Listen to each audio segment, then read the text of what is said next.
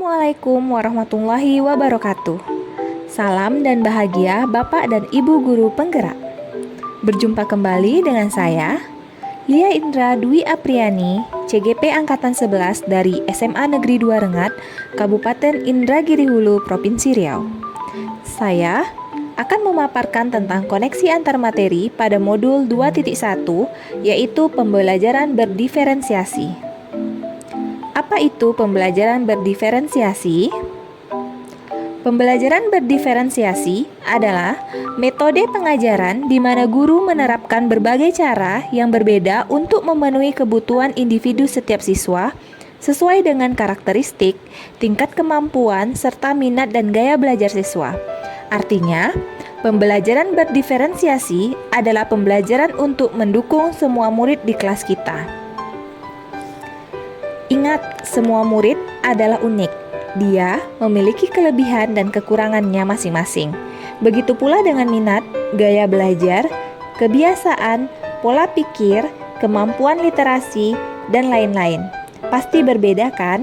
Nah, disinilah kita memerlukan usaha guru untuk dapat memenuhi kebutuhan belajar murid yang berbeda-beda, agar mereka merasa nyaman saat belajar di kelas. Dan tentunya, tujuan itu pembelajaran dapat tercapai dengan baik.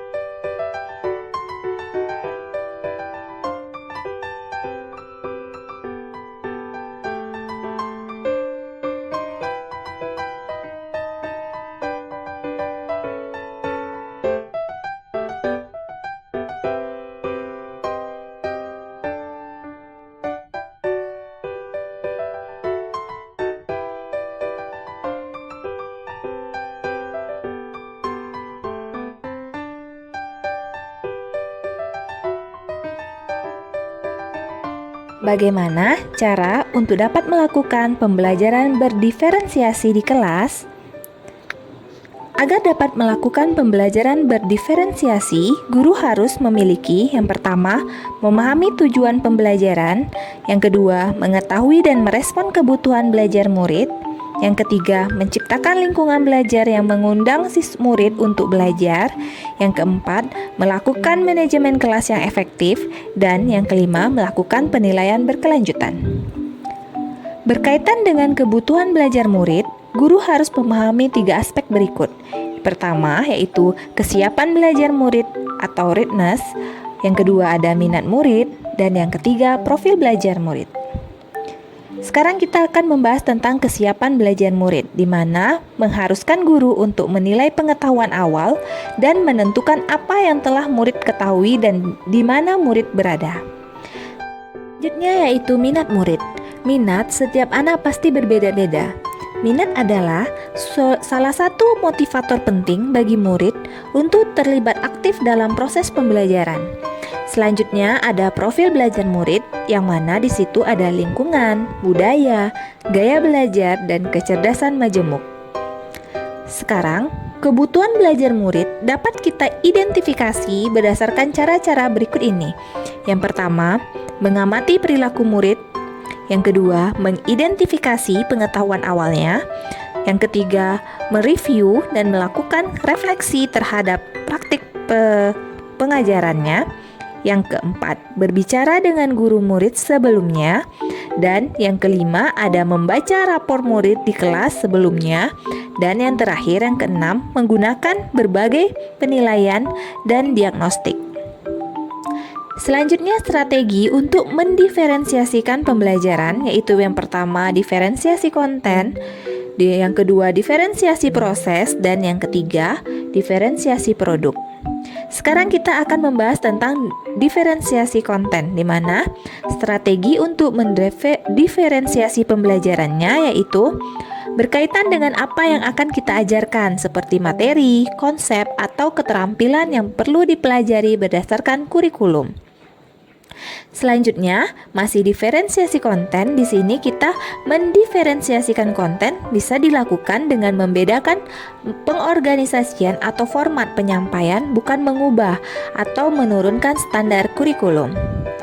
Kita lanjutkan ke diferensiasi proses, di mana kegiatan yang memungkinkan murid melatih dan memahami atau memaknai konten dengan cara membedakan proses yang harus mereka jalani oleh murid. Selanjutnya diferensiasi produk, di mana bukti atau menunjukkan apa yang murid telah pahami dengan cara membedakan atau memodifikasi produk sebagai hasil belajar murid, hasil latihan, penerapan, dan pengembangan apa yang telah dipelajari. Oke, selanjutnya keterkaitan antara modul pembelajaran berdiferensiasi dengan modul-modul yang lain, yaitu modul 1.1, modul 1.2, modul 1.3, modul 1.4, dan modul 2.1. Kita akan mencari keterkaitan antara modul 1.1 dengan modul 2.1, di mana di sini terdapat untuk dapat melakukan pembelajaran berdiferensiasi, maka guru harus memenuhi kebutuhan belajar anak sesuai dengan kodrat alam dan kodrat zamannya berdasarkan filosofi Ki Hajar Dewantara. Selanjutnya, modul 1.2 dan 2.1 yaitu dalam melakukan pembelajaran berdiferensiasi, seorang guru penggerak harus berpihak pada murid, reflektif, mandiri, kolaboratif, dan inovatif untuk menciptakan pembelajaran yang berdiferensiasi agar dapat memenuhi kebutuhan murid. Dengan demikian, seorang guru penggerak dapat mewujudkan kepemimpinan murid dengan menuntun murid merdeka belajar. Hal ini sesuai dengan nilai dan peran guru penggerak. Selanjutnya keterkaitan pada modul 1.3 dengan modul 2.1, yaitu pembelajaran berdiferensiasi dapat menjadi salah satu strategi untuk mewujudkan visi guru penggerak yang berpihak kepada murid. Selanjutnya, keterkaitan antara modul 1.4 dengan modul 2.1, yaitu dalam pelaksanaan pembelajaran berdiferensiasi antara guru dan murid harus ada kesepakatan kelas terlebih dahulu agar proses pembelajaran dapat berjalan dengan baik sesuai dengan nilai-nilai budaya positif. Oke, demikian pemaparan koneksi materi modul 2.1. Salam dan bahagia Bapak Ibu Guru Penggerak. Wassalamualaikum warahmatullahi wabarakatuh.